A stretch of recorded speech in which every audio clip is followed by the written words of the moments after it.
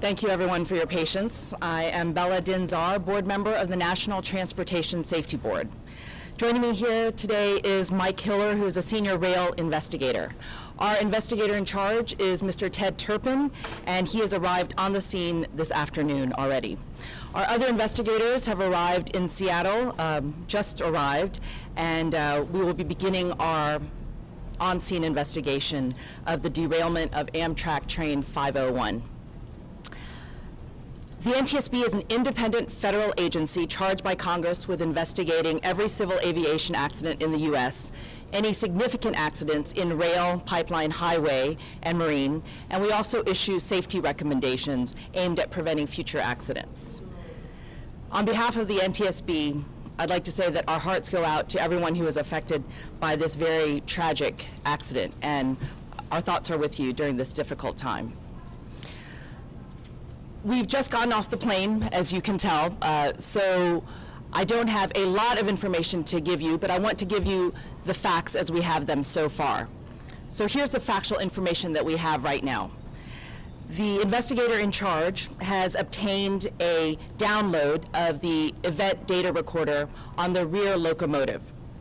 Preliminary indications are that the train was traveling at 80 miles per hour in a 30-mile-per-hour track. The train was a 12-car train, and it had a locomotive both in the front and the back. Amtrak estimates that 80 passengers were on the train, with 3 crew and 2 service personnel in the cafe car. The crew went on duty at 5 a.m. and the train departed at 6 a.m. this morning. There were 2 stops, and the last stop was 18 miles prior to the accident. I also wanted to let you know that the Family Assistance Center has been stood up, and this is in accordance with the Rail Safety Improvement Act of 2008. So Amtrak has stood that up, and our transportation disaster assistance specialists are on scene. They're working closely with local authorities as well as with the Red Cross and with Amtrak to provide the families and the victims with the assistance that they need. From this point, the NTSB is collecting factual information on scene. Then we will analyze the facts, determine the probable cause, and issue a report of those determinations. The investigator in charge, as I mentioned, is Mr. Ted Turpin, and Mr. Turpin is a very senior investigator with over 40 years of experience in rail investigations. The NTSB team is a multidisciplinary team of experts, and we will be looking at all the different areas related to this accident. That includes such things as operations, mechanical, human factors, signals, survival factors, and of course, the event data recorders. And as I mentioned, we also have our specialists, our family assistance specialists on scene. As you know, tomorrow will be our first full day on scene.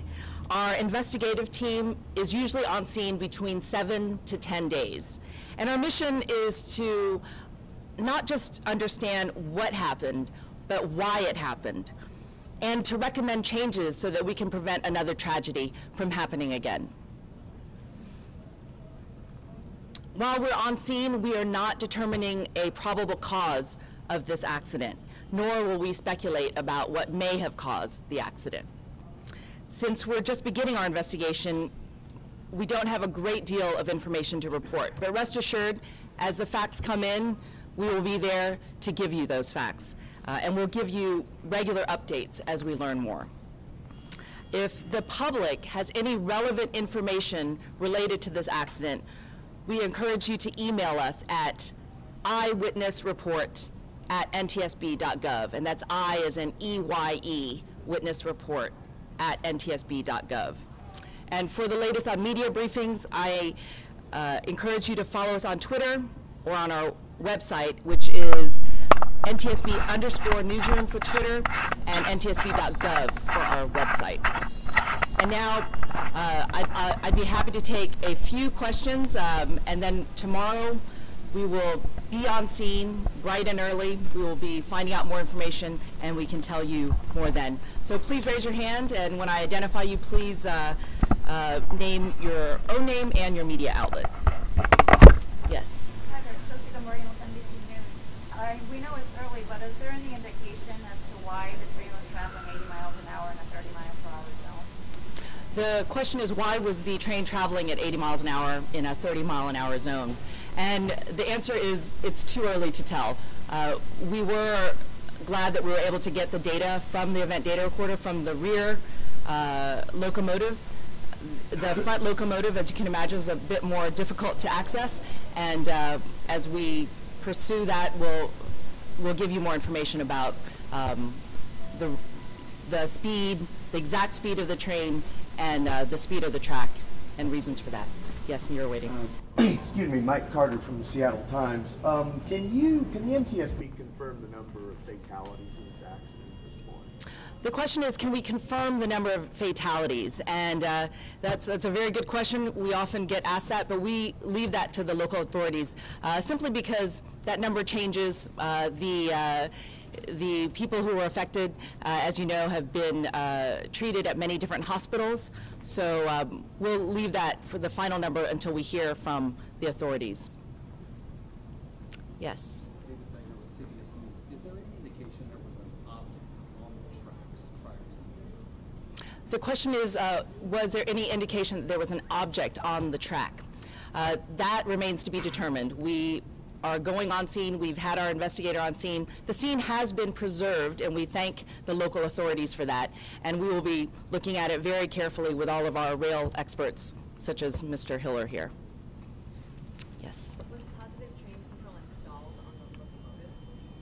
So the question was positive train control installed on the locomotives? As many of you may know, the NTSB has recommended positive train control for many, many years.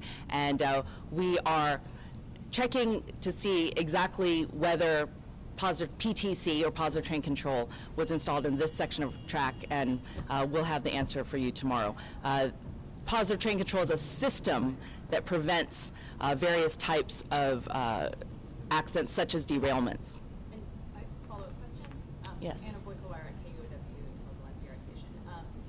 Would positive train control have prevented an accident like this? So the question is, would positive train control have prevented an accident like this? And PTC would prevent types of accidents such as this.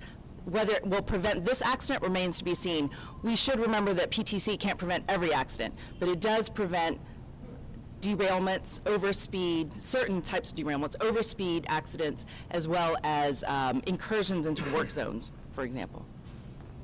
Yes. Natalie Swaby from King Klein. Has the train conductor engineer already been interviewed? I know you already have some investigators on scene.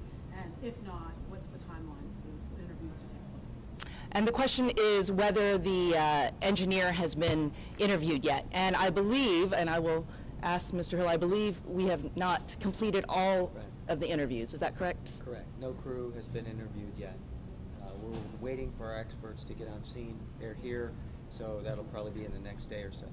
So that will be done in the next day or so, we hope. And I'll take one more question from someone who, yes.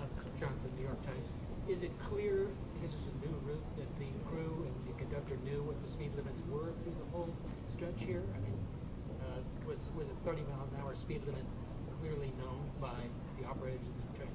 So the question is, was the 30-mile-per-hour speed limit known to the operators, and was it clear that that was the speed limit? And that is what the interviews, we hope, will help show us. You know, it's a very complicated accident.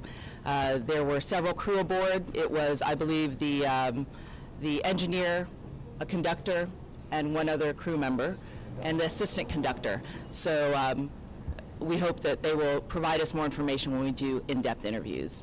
Thank you very much for staying so late, and we'll talk to you tomorrow.